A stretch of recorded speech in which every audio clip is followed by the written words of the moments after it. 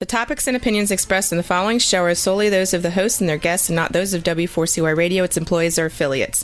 We make no recommendations or endorsements for radio show programs, services, or products mentioned on air or on our web. No liability, explicit or implied, shall be extended to W4CY Radio or its employees or affiliates.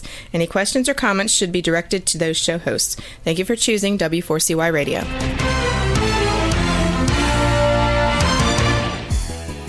Welcome back, everyone, to the Geeks, Geezers, and Googlization Show, the home of Googlization Nation, where we talk with HR and business thought leaders about the crazy shift going on in the world of business, technology, and HR. Here's your host, Ira Wolf, and co-host Keith Campagna. Hey, welcome back, Googlization Nation, and all the listeners for Geeks, Geezers, and Googlization.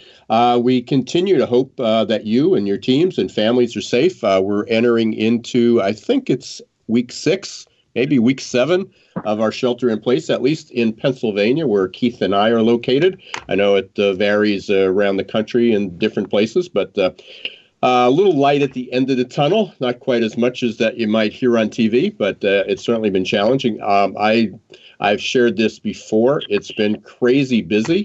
Fortunately, I've had my clients. There are people hiring for those of you out there.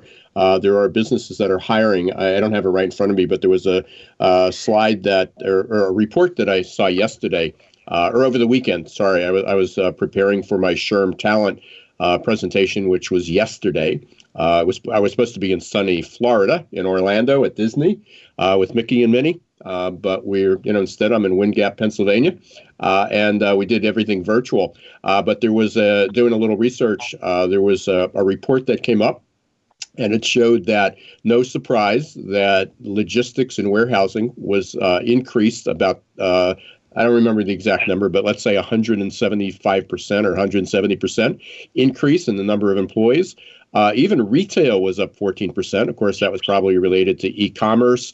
There was a couple other industries, and then healthcare was about even, but certainly staffing, hospitality, entertainment, we're way off, and so we're certainly hoping for an end of this, and a lot of people's lives have been affected.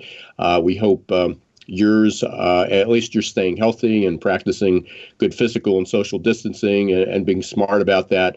There are areas that are going to be opening up soon, and but again, hopefully everybody remains cautious, and we'll get through it. And that's what we've been trying to do on the Geeks, Geezers, and Googlization show the last few weeks is bring you experts. We've had people on crisis management, reputation management, mindset, mindfulness, how we can get through this. And hopefully we're going to learn a lot of lessons and change our course going forward. I've been doing this for long before the Geeks, before the COVID. And working I've been working from home, but for everybody else, all of a sudden it became working from home. But every day I put up a quote from my book, and I started this. I was going to put up 100 quotes that seemed to resonate with people. And this right before the show, this came up. And anybody who wants to see these, you can go to my profile on LinkedIn and Twitter. But also, that's the best way you can get them. So just connect with me on LinkedIn, and you'll get them every day. I think they go out about 10 o'clock. But day 83, I'm in the 83rd day of this, of 100 quotes. And today's quote was from Deepak Chopra. It was one of the quotes I included in my book about change. And it says his message was, all great changes are preceded by chaos. I don't think we could have, I'm not sure he was forecasting that.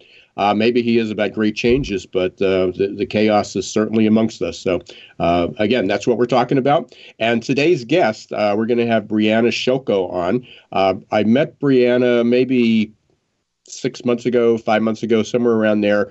She asked me to be on her podcast, which is called the Not So Millennial podcast. She is a millennial.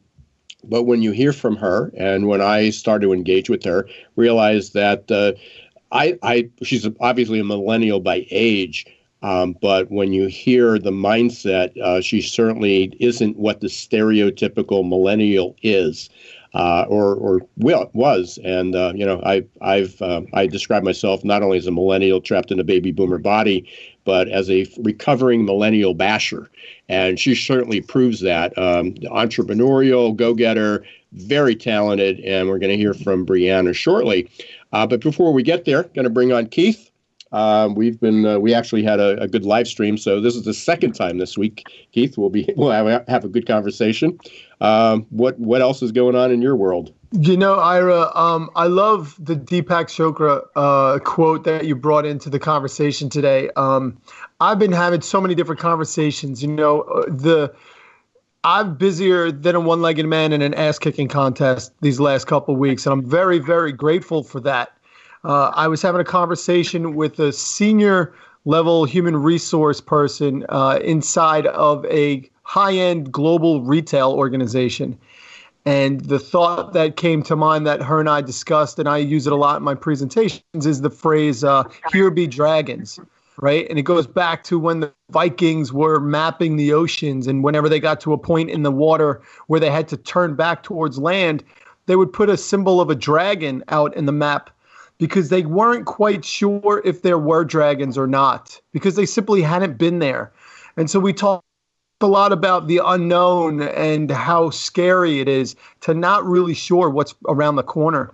But I think, what really comes from being uncertain about what's going to happen, once people get past that fear, that uncertainty and that doubt, they find a better place. And that's the belief system that a lot of companies I'm talking to are starting to move into. It's a very real challenge to get the economy moving again, but the economy will move again. And it's interesting to watch the way that leaders inside of sales organizations and the business leaders and the business owners are finding they're settling down at least a little bit. Hopefully we don't get knocked over with another crazy thing that comes, and we can, get back to what everyone seems to be considering the new normal.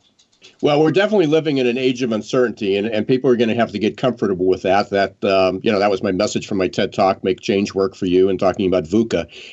We can't stop volatility, uncertainty, complexity, and ambiguity, but there are ways to at least keep pace with it. I can't say we can get ahead of it, but we can keep pace with it, and certainly through understanding and helping people understanding different perspectives. And again, I'm not sure we'll ever be totally comfortable with this kind of accelerating pace and the unknown and the uncertainty, and certainly the scariness of COVID-19 or of an invisible, of the invisible enemy. But we need to, we need to move forward. And I think what's lost in this message, and I definitely want to hear from Brianna and get her take on, from somebody who's in her 20s, what the world looks like, because I'm looking at it from in the 60s, you're in your 40s, we're bringing together a baby boomer, a Gen X, and a millennial, all in one place. And so we have different perspectives and different experiences that we can rely on. But the one thing that people tend to lose is there's still a lot of people working. First of all, as I opened up, there are industries that are hiring and growing, and they will continue to do so. It was interesting off the list that I didn't go down the whole list, but the industry that was not on the list was technology. They didn't even talk about technology, and that's certainly going to be booming going forward. It already is. I mean, a lot of these, there are certainly companies that are laying off, but there's other ones that are exploding, especially in the healthcare and the health sciences. Again, even things like Zoom. Zoom's not going away. Any type of communication tool is not going away. There'll be a lot of new ones. There'll be some that fail, but there's going to be a lot of innovation and technique. But even as bad as the stock market is, I mean, it's certainly lost a tremendous amount of value. People lost, have lost a lot of money, and but it's not zero. I mean, there are there are, as we were talking about last week, there are stocks. Some of them many of them, most of them I don't own. But there are many stocks, there are many companies, just by following that are doing pretty well. And that's not when the world, so there is optimism. There's an opportunity out there. And it's a matter of identifying what those are. It's going to be tough for a lot of people to hang on. When you're worried about where their next meal is coming from, or they have, they're sick, or, there's something going, they need money today. There's certainly a crisis going on, so I don't want to make light of that. But on the other side, there's a lot of opportunity. So if everybody can kind of hang in there and do the best, we'll see where it goes. But life will be different. It doesn't mean that we're, hang in there and it'll go back to the way it was. We're, as I described to a lot of people, we're all writing a new book. We're already in, but we sort of skipped a couple chapters in between, So if we were on chapter 4, we're going to pick up the story at chapter 9, and there's going to be blank spaces in there. And this might, categorize me as one of those overly optimistic kind of people, but I can't wait to read the last chapter. I think that a lot of positive stuff's going to come out of this. I'm hoping that Bill Gates decides to get into the political arena here in the United States. Yeah. Well, I think one way or the other he will. I think from at least from investment or backing or support. Yeah, it's just going to be fascinating. Yeah. So I don't know if there's ever going to be a last chapter, by the way. I think that's what people want to know. It's like, hey, can you take me to the end and tell me how it's going to turn out? Because I think it's going to be, here's the last chapter. Oh, no, here's the last chapter. Oh, no, here's the last chapter. So, and I think everybody's story is going to be a little bit different. But that sort of brings us, up to a great time to bring in Brianna Shilko. So Brianna's coming from Georgia, state of Georgia. She's calling in. As I said, I met Brianna just a few months ago and had a great opportunity. I got to tell you, I had a great conversation with her, and you can listen to the podcast, and that's on Not So Millennial podcast, which you can get. And she interviews a lot of people. In fact, she interviewed following me. I think it was not the direct right after me, but one of our guests, Sherry Elliott Erie. I remember we talked about the different generations. So, Brianna, I'm going to let you do a little bit of the introduction because you have a social media company, which is fitting for a millennial, I guess. But you're also a pretty talented musician.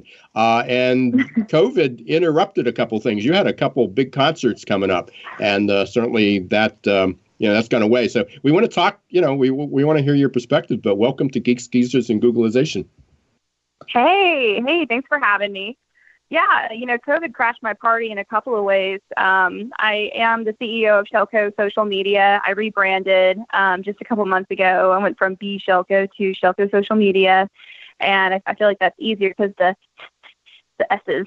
Do you guys agree? There's a lot of S's in there, but that the alliteration works, right?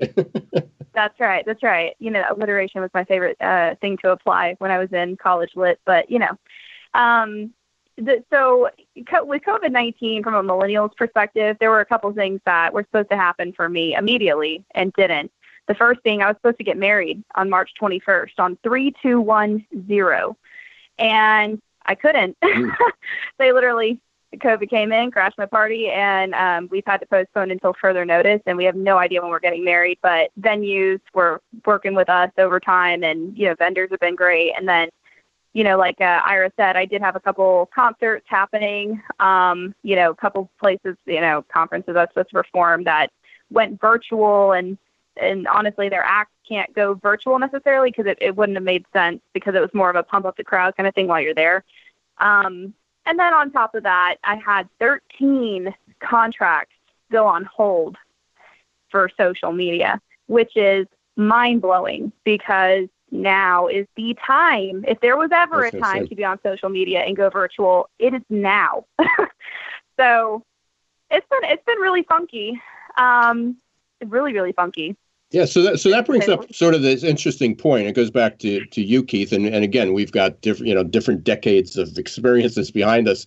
What Brianna was just sharing is, in the past, the first things to go in every company was advertising and marketing and training and learning. We hoped going into this that would change. Certainly, having a social media strategy, being out there, communicating not only with your consumers, with the community, with your employees. Again, it doesn't have to be, you don't have to have an enormous budget. This isn't like, carving out 60 seconds on media TV to be able to do this. We have seen it change a little bit in distance learning. At least that seems to be people didn't just stop the education completely, but a lot of the training is free, is being offered free. So I don't know what companies have done to their budgets, but in fact, we have an e-learning program that we just brought online at 2,600 courses. I think I mentioned that. I might have mentioned it last week too. So if anybody's interested, let me know. But we have 2,600 different courses, and we just signed our first client. So there are clients that are taking advantage of this time, not to just keep people busy, but to upgrade the skills, because on the other side of this, it's going to be interesting. But yeah, that's too bad. Brianna, I would expect maybe a few of them, but not all 13 would have dropped out, from that. Yeah. From what I understand, it's more of a fear of budget kind of concern. And I've even, like many businesses, I've had to kind of shift my model. I usually only take on clients who are 6 to 12 month retainers or longer. Mm-hmm. And that's just simply because you don't see social media progression overnight. You see it over the course of, the first 90 days is just purely testing. And then you go on from there with optimization. But it's been really eye-opening, because a lot of these, I work primarily with small businesses. So it makes sense. They've all been hit really hard by the COVID-19, and a lot of them are not necessarily like technology companies or virtual companies where they can take their services online. They're more of a brick and mortar. And that makes it really hard for them to keep marketing. If they were there. Yeah, that part's like super, super scary. Hey, let me chime in here. I'm kind of curious. Can you maybe give our audience a little bit of an abridged version of what got you to be the super I don't want to minimize it by saying you're multitasking, but you're doing an awful lot. So what's it like? How would you describe the path that you've taken and what keeps you going forward? And what I want to, and that's why Brianna's on the show. I became, as I said, I became this recovering millennial basher. But when you talk about it, it's like, oh, well, how do you get millennials to work? How do you get to change that attitude? And you're, for the last few minutes, you were listening to Brianna articulate, busy. Here has a business. Has two businesses really. Has her personal passion, which is music, and then also running a business. So, it's like, what's your path? What have you seen? And tell us a little bit about yourself. So for sure, because you are the not so millennial. I'm saying you are a millennial because that's your age. That's a generation. You can't change that. That's sure. Chronologically, you're there. But you don't fit the image, and there's millions and millions of other millennials like you. It's those other ones that tend to give the bad press. So I love this question. I love this question for so many reasons, because I come from a different background from a lot of millennials, and it's not like a whole like pity me, poor me. I will tell you, growing up, my parents were small business owners. They did the very best they could. There was not a lot of money. So when I was 7, there was a pink jacket I really wanted. I had to go buy it because my parents didn't have the money or the finances. So my mom said, what is something you can do to make money? And I said, well, I'm really good at making jewelry. So she invested $20 into the Hobby Lobby batch. We went to Hobby Lobby, and I created literally paperback books where I taped each bracelet, anklet, ring, necklace that I created in there. And I told her to go to her job and sell it for me, or maybe just open up the door and then I could go and sell it. So we did. And I made $500 that summer. Oh, I love it. I took $500 and I reinvested it, and I bought my jacket, because I'm driven by what I want. And I'm driven by also what I never had. So, for example, I'm 26 years old. Growing up, we didn't have a pool. I never even had a yearbook. I didn't have it like that. I worked at Arby's from the time I was 15. 17, moved up to Red Lobster. 17 to 18, moved up to, it was a nationwide trade show, wholesale position. And I traveled from state to state to state, and I was only home. Those darn millennials, they're just sitting on their couch playing video games. Right? Well, you're from another planet. From what all my peers tell me about millennials, you're like come from another planet. Well, I appreciate that. That statement alone has got me a lot of opportunities, because if you're just willing to put in a little bit of work, the opportunities will come. You just got to be willing to put in the work. And so I'm one of those people where I'm interested in lots of things. So when I was 7, I created a jewelry line. When I was, I recorded my first album when I was 10. I got signed to my first record label when I was 13, again when I was 16, again when I was 18. I stopped. I became independent at 18, went on MTV for my own episode, and that was pure luck. That was awesome. I'm not going to say like my talent got me there, because that was luck pure, works. Luck works when you get it. That's good. Yeah, it's circumstantial sometimes, but you take it and you run with it. And I met a lot of producers. I met a lot of amazing people. And from that point, I was able to call myself an MTV pop artist. And then going forward, I released several other albums. And I guess a big part of like why I have so many different streams of revenue, and that's really what it is that I've worked regular jobs that I've hated. And I mean, like, they have you, not to be vulgar, by the balls, and there's nowhere you can go. And you hate your job, and you hate your boss, and you hate the monotony, and you just want to do more. So that really drives me, because I never, ever, ever want to feel like I'm stuck. I want to have 10 streams of revenue, and if this one falls out, I'll replace it later, but at least I got 9 other ones to live on. So a lot of it is stemmed from not really, I was always taken care of. It was never like that, but I wanted a lot of big things when I was younger that I couldn't have. So when I was 25, I bought my first home. I didn't buy a regular home. I didn't buy a starter home.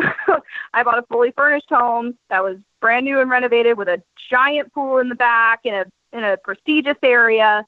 And it was me making a statement, like, I can do this, And I just sold that house last week to top that off. So, and that was just a year ago. So there's a lot of why I am the way I am. A lot of it's like, I want to do music. That's my heart, right? But then social media is a passion of mine. So I started building up clientele on the agency side. And it was really just me. It stems from being entrepreneurial. I want to help these other businesses be seen for who they are and what they offer, because I'm my client's biggest fan. Like, I am literally the person rooting you on your worst day, even though it's just social media is what they say. It's just social media. I am that person who is fueling your online presence, and I am fueling you and your energy levels. And that is why I have such a passion for social media on that side, is because a lot of these small businesses are entrepreneurs, and they just want to be seen. They just want to be heard. They have a vision. They have a goal. And I want to be the person to help put that out there. Just like another side hustle I have is being a wedding DJ. I DJ 20 weddings a year, and I max out at 20. I'm not doing any more than that. But I get to be at the most important moment of their entire life. I mean, really, aside from having a child, that's like one of the biggest days of their life is getting married. And I get to be there for it. I get to make an impact. And that's why I'm here. And that's why I have so many different streams. It's 1, for financial security, 2, always having a backup plan, and 3, getting to be an exponential impact in all of these different lives that I touch. So that's a little bit about myself. And at least, again, from 1 millennial out of 80 million in the U.S., you have just shattered every image, every stereotype that there possibly is about many of them. When you talk, you obviously have friends who are peers. Are they of a similar nature? I mean, are they as ambitious? Are they as involved with you? Maybe not doing all the things you're doing, but what's the landscape like, standing in your shoes, looking at your generation, your peers? It's there. There's a lot of jealousy where I live, and it's I never assume or take the time out of my day to just like assume someone's jealous of something I have or own or want or am doing or anything like that, or talent. But it's unfortunate that I really do not. I kind of live, like, my best friends are in their 40s. my very best friends, I call them every day. They're in their 40s. Some of them in their 50s and 60s. I mean, those are the people I connect most with, because they've already lived. And I feel like I've already lived 5 lifetimes, 6 lifetimes. I go to the country 3 or 4 times a year just because I want to, because I want to break. And I have 10 streams of revenue, so I can. And a lot of people my age are like, they got their hands crossed, and they're like, well, I didn't get to go to Italy this year. What is she doing? well, I'm working 24/7. I'm a 24/7 agency, but also I have like 15 other backup plans that I'm putting in the work. So it's pretty lonely being 26 and being driven the way I'm driven. I'm not going to say I'm the only one. There's definitely, like, I got to interview amazing millennials. Mark Metry, I think he has like 70,000 followers on LinkedIn. I just interviewed him on my podcast last week. And Quentin Allums, I think he's up to 40,000 on his LinkedIn, maybe 50. And these are 20, like Quentin, we're actually only a couple days apart. Quentin Allums is 26, I'm 26, and Mark is 22. And these are like renowned, crazy driven, and I get along with them. We see eye to eye. They actually intimidate me a bit, though. Wow. You know? Yeah. So they're so focused. So, Brianna, we're actually up against a little bit of a break here, so we're going to kind of introduce that. But when we come back, just from the entrepreneurial spirit, and you're absolutely right, there are so many millennials that have not taken the traditional career path, but they are entrepreneurs, whether it's a startup or whether they're freelancing or whether they're thriving in the gig economy. There's a lot of people that are doing pretty well, and there's a lot of lessons to be learned that you could teach some of the older generation. So when we come back, we're going to continue on that theme. And meanwhile, we want to thank everybody who's listening to the Geeks, Geezers, and Googlization show. We're with our guest, Brianna Shoko from Shoko Social Media Marketing and Management. And we've been talking about the not-so-millennial, which is Brianna, but also about entrepreneurship and also standing in the shoes of a 26-year-old, what the world looks like now and what she thinks it's going to look like. So we're going to take a short break. We're going to hear from our sponsors, Zor.ai and Success Performance Solutions, who allow us to be here. So stay right where you are. We'll be right back.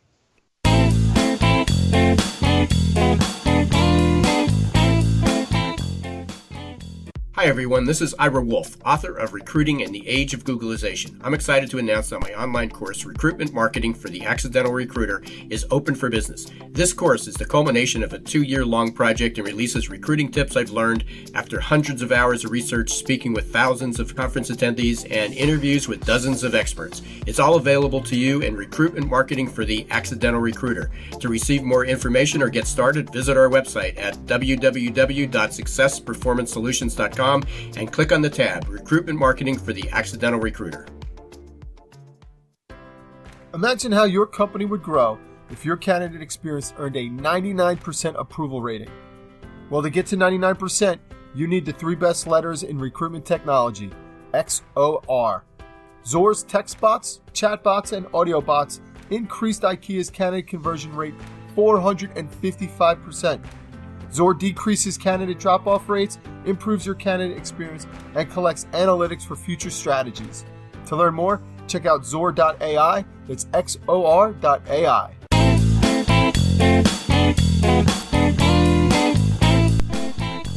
Hey, welcome back, everyone, to the Geeks, Geezers, and Googlization show. I'm your host, Ira Wolf, and I'm here with my co-host, Keith Campagna, and our not-so-millennial, Brianna Shoko. Got that right this time.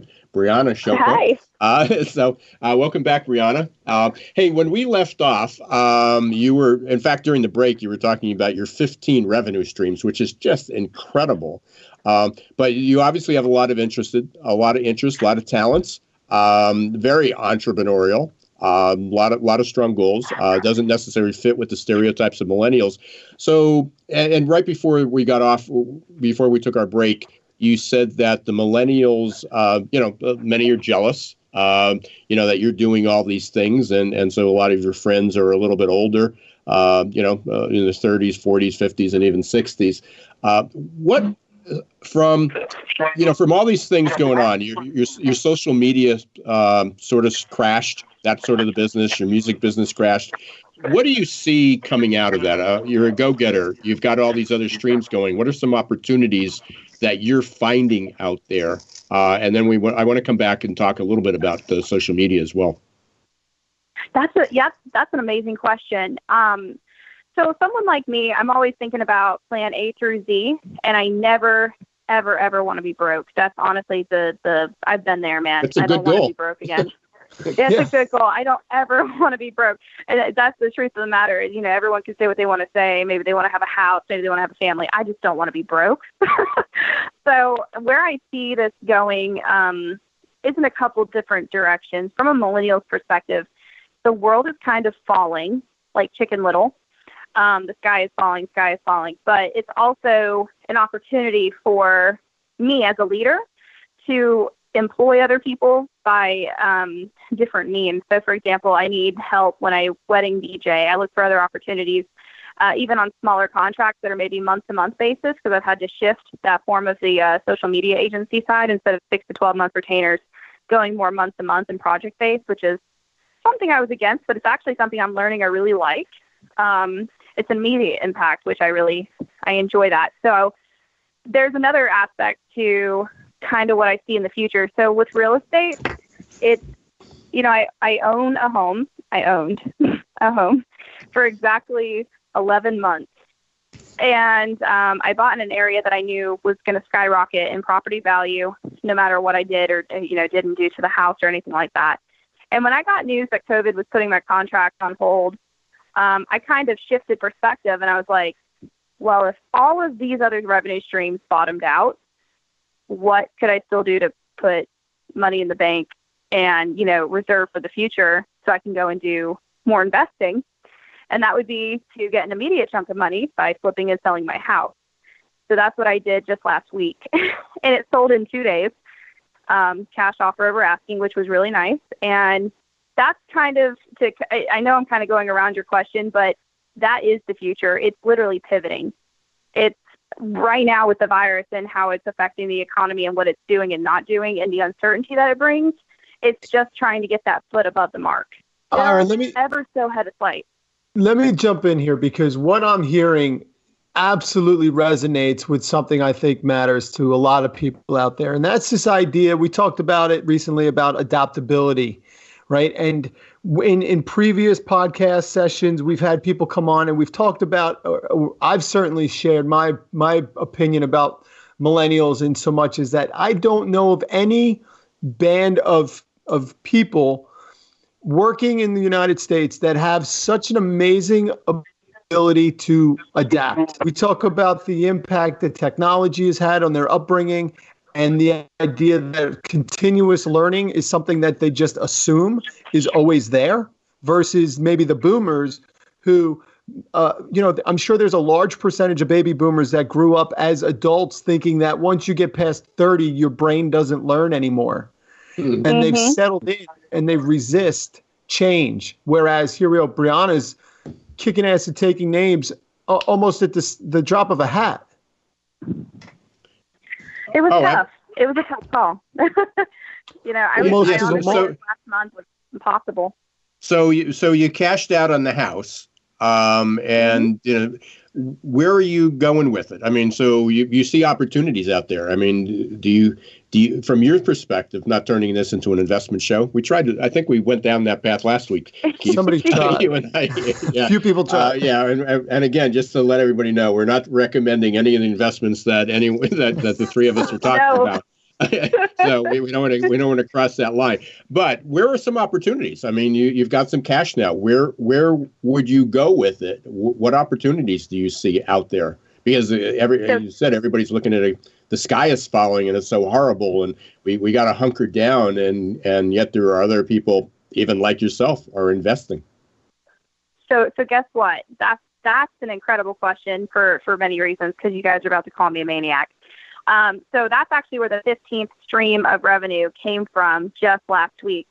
So I closed on my house on Monday, and it's been an amazing process. It's been a quick process, but it's also the opportunity that's coming from it really shifted my mindset. If you're just open to your circumstances and just pull the trigger every once in a while, sometimes just like the bottom falls out of all the opportunities. For example, I sold my house. I made that decision like 2 weeks after I couldn't have my wedding, went on the market, sold in 2 days. Then I realized quickly how much I love real estate and how much money it brings me.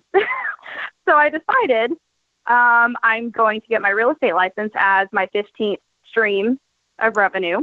and I've signed up for my courses, and I'll be done here in the next 4 weeks. And I am going to take the money that I made off my house, and I'm going to save it for a flip. So I'm going to purchase another 11 months down the road, and I'm going to do it again. I'm going to do it again. I'm going to do it again. And I'm going to wait for bottom of the market, and then I'm going to sell top of the market, and that is going to be my 15th stream of revenue. And I'm going to learn everything I can know about the financial side of real estate, because the best part about this is that real estate's never going away. And I just signed RE/MAX, 2 locations for my on the social media side, and I've been learning how to market them, what they want, brand awareness, all this good stuff. And I'm thinking, wow, what if I just became a niche marketing agency?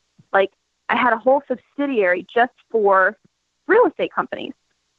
Do you know how many locations there are for real estate brokerages? I mean, there's a lot. So just from selling my house, I figured out I'm going to have a 15th stream. I'm going to sell houses on the side, and I'm going to flip homes. I'm going to flip every house I live in for the next 4 years, and I'm going to do it every 11 months. Yeah. So hopefully your fiance is on board with all this. and this is hey, Ira, if he's not, I will certainly sign up for the role. He's eligible, Brianna. I am eligible, but I don't know if I don't know. I don't think you want to come down to my level. I'm just an up and coming entrepreneur. No, there's room for you. There's room. There's lots of love. So you sort of answered one of my questions. Is looking at social media, because that is one of your many passions, and it's a vehicle to get you where you want to go. Real estate obviously is an opportunity. You said you had these 13 contracts, or 15 was it 13 contracts, and they went away 13. Because they were 6 to 12 months, and then you realized, hey, maybe month to month, and you can see that immediate gain. What were some of the month to month contracts? What were some of the industries? Because what I'd like to leave people with is some opportunities they may not recognize. Is where could people use you or someone like you to use social media during this time, even if it's only on a month to month basis? All industries, Ira, all industries need social media right now, especially if they're brick and mortar. Let's say, because I was just helping a law firm, they're purely brick and mortar. They have no online presence. They're very old school. And I told them they need to start going virtual. Just take it online, man, because you don't want revenue to stop. And right now, the world is going virtual, and they're going on social. And they're going to go check out social before they go check out your other stuff, before they drive by your building, before they even put gas in their car. Because right now, they're scared to put gas in their car because people are, catching the contagion just by putting their hands on the gas pump. So if you're not online where they are, comfy on their couches, then you're not getting that. You're not getting the sales. Another thing that I want to emphasize, just, because social media strategists all over the world battle with this, is the ad budget talk. You need one. I don't care what anyone else says. If it's $5, $10, $15, whatever you can scrounge to develop an advertising budget, you have to have it, because social media is pay to play. If you want to come there and compete with your competitors, you got to have the budget to do so, and that's that. So every industry, like law, I've been helping real estate companies, both individual agents and brokerages, fintech firms. I think those are the only ones I'm working on right now. But I have 13 contracts in many different industries. Another one being solar energy, but that's more on a consultation type basis. But it's very cool. But they all need to be on social media, like right now. So we have an interesting question that came up from Todd, and I'd like, I've got my opinion on this, but because you're a scrapper, I mean, you've done a lot of things since you're 10 years old, I think you said. Todd's question was, in other words, you are saying you need money to make money, and I would agree at some point you do. But there's a lot of opportunities out there that you don't need a lot of money or any money to get started. Would you agree with that, Brianna? That's a tough question, and I'll address Todd directly. In my experience, I've at least had to have $5 in my pocket to make a buck. Okay. And it's just like, for example, one of my streams of revenue is painting custom canvases. I have to go buy that canvas and some paints. But then I flip that canvas, I create a custom piece of artwork, and I sell it for $75. So minus the $5 and, the other $5 for some paints and paintbrushes or whatever, and I made 65. And I even started, I created masks too. I was making and selling masks just to kind of help out a little bit. And I had to go buy the material before I could sell the mask. So it's one of those things where in my experience, I've always had to have, unless it was music related, because I've always had a keyboard in my voice, or, if you're writing songs for companies, that doesn't necessarily require any money in my experience, because you got pen and paper, but it does take at least a couple bucks to turn a buck in my life anyways. Yeah, and I guess it's somewhat tools. I mean, and again, I think you're absolutely right. I mean, you need materials. To do a lot of this, you would need a computer. But we were online about 2 weeks ago, and one of my clients who happened to contact me, more as a friend type of thing. But he contacted me, and I went up, and I don't even know how I got there, but I looked, and his wife was an interior designer, obviously not doing any interior design work now. And she took a lot of her leftover fabric and turned that into masks. So she was selling masks. So we bought a few. And frankly, we could have taken fabric or towels or old sheets that we had here and started to create our own mask, but we didn't want to do it, so we bought them. So you need either supplies or you need money to buy those supplies, but it's not like you need $10,000.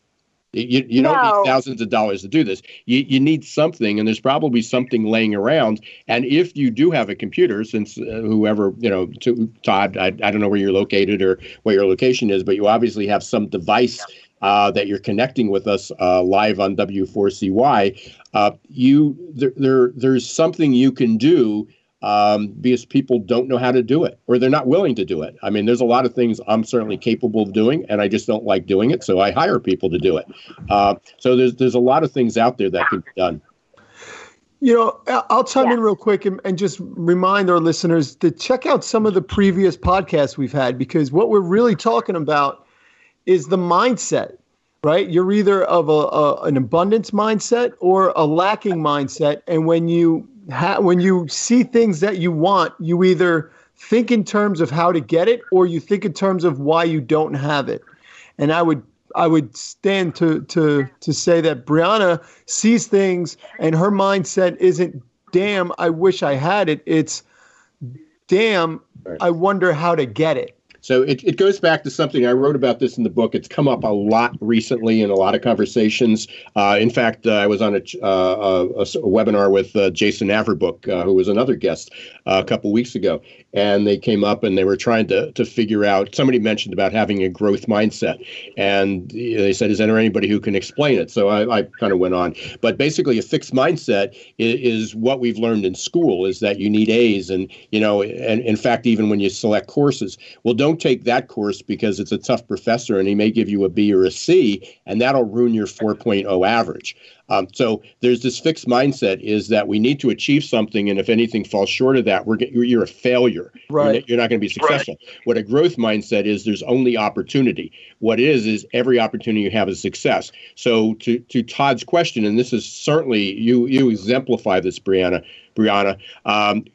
is that instead of saying, hey, I need money, I can't do this because I need money, or I need more money, or I need equipment, is what could I do? How could I make money without money? That's the better way to ask that. Or how can I make money with a little bit of money? Or what can I, how can I use my computer to make money? And if you type that into Google, you're going to find a million things. Some of them are a little hoaxy, but there are just endless opportunities. So I thank Todd for the question, and thank you, Brianna, for your perspective, and Keith as well. Hey, I as we do every week, we tell every one of our guests, and I told you, Brianna, this is going to go really quick. So we're just about at where we need to start wrapping things up. You pick one of your 15 businesses or two, if you'd like. How could people get a hold of you? How can they reach you? And tell them also about the podcast, because I think it's a great, you do a great job with that as well. Thank you. If you want to hear the Not So Millennial podcast, I'm on Buzzsprout, iTunes, Spotify. I'm really everywhere. I think there's like 12 other platforms. So you can just go to Buzzsprout and type in Not So Millennial. There's 2 dashes in between there, so not dash So-Millennial podcast. That should pop up right for you. And then if you want to catch me on the social media side, it's just shelcosocialmedia.com or Brianna at shelcosocialmedia.com is the email. And if you want to catch me on the music side, it's bshelcomusic.com. And that's a really cool side to catch me on because you get to see the music videos and productions. Is your one with the plane up there? Is that on there? Is that online yet? Because I know you were recording with the plane. We were supposed to. That was actually supposed to happen. So I was supposed to get married. 2 days later, I was supposed to film my music video. And a week later, I was supposed to be speaking in the Bahamas. Those 3 things were postponed. So the music video is not happening until about September. But we do have a private jet for it. And that's just one of those growth mindset things that happened. I just happened to know the right person. They just happened to want to sponsor the plane. So it's but I could have said I'm never getting a plane because, at one point I did say that. When I was young, I was like, there's no way I'm getting a private jet. Well, I hate to be the bearer of bad news, but you're still young. Well, I mean, like 13. I've been doing this for 18 years on the music side. So yeah. I feel like I'm old now. I feel like I always tell everybody I'm a 68-year-old in a 26-year-old body, which I guess is an advantage. So. Yeah. Well, and I'm the other way. So I've got the 68-year-old body, so and the 26-year-old mindset. So, and Keith, where are you? I don't know. I'm everywhere. You're the average. I'm all over. You're somewhere stuck in the middle. I hang out with the young kids and the old. Yeah. So hey, I just want to make sure because I know you gave a couple different sites. It's Brianna with 2 N's, right? It's Brianna. Shelco, Shelko. So if you just want to type that in, it's going to come up in lots of places, obviously, because she's all over. So Brianna, I really appreciate this. It was great speaking with you again. You again have shattered every image of what a millennial is. So the topic, the title is absolutely appropriate. I wish you continued success. I do hope everything starts to line up again, and you certainly got your hands full. But we wish you luck and stay healthy, and hopefully you can get your marriage back, the wedding, not the marriage on track, but the wedding back on track, and then worry about the marriage, right? So hey, but thanks very much for being here today. It was great. Yeah. Thank you so much for having me. You guys are awesome. Congratulations, Brianna. Thank so you. Keith, again, having a great perspective, this is what happens when you bring a baby boomer, a Gen X, and a millennial into the room. We have another amazing conversation. And I love the participation from the questions. We can't always get to all of them, but the idea that there's another perspective out there that could help stimulate the conversation and get the creative juices flowing again. I really do appreciate how it always seems to unfold in under 50 minutes. Yeah, and especially in this time, I mean, there's certainly a lot of bad news to go around, enough for more than a lifetime. But there's a lot of good things happening, and even when people have lost 13 contracts and have lost businesses and had to cancel weddings, and there's still a level of optimism, and I think we sort of lose that. Because all we hear is the bad news, and so hopefully, Geeks, Geezers, and Googleization is helping keep everybody thinking forward and exploring some new opportunities. We are again, we're almost at the end of the show. There's a couple things. One is as we were talking, I had to think that I did the SHRM Talent 2020 yesterday, virtual, first time they've done a virtual event. I got to tell you, the participation, why I don't think this is going back to the way it was. The participation in that was better than, I've probably done 100 conferences in the last few years. The participation in that conference was greater than any other ones, and maybe all of them combined. Because whether it's people in a chat line or hiding behind that, there were better questions, there was more engagement, there was more interaction. So again, a lot of positive things out there, but a lot of good things. I've got a bunch of new live streams that are coming out. We've got one tomorrow. We're going to be talking about what's the value of a strategic plan when everything's so uncertain. Keith's is up online, So you can look at, go to easiest place to go is probably my YouTube channel, youtube.com/Ira Wolf. Click on live streams, and my interview with Keith and about 15 other people over the last few weeks is there. And we're in the next couple days, we're going to be adding a few more. Hey, before I forget, can you send me that link so I could, I'm going to put it on keithcampagna.com. Yeah, I thought I did, but if I didn't, I apologize. Yeah. For everybody who has been on the air today listening to the show, thanks very much. If you're listening on a podcast, we hope you continue to do that, subscribe, and we do hope you might leave a review of how we're doing. We will be back next week with another guest. Next week is Keith Catani. It should be an exciting week. You follow me on LinkedIn and Twitter, and you'll learn a little bit more about it. Thanks again to Zor.ai and Success Performance Solution for helping us be on the air. So until next week, Wednesday, 1 p.m. Eastern Time, W4CY.com. This is Ira Wolf and Keith Campagna. Don't let the shift hit your plans.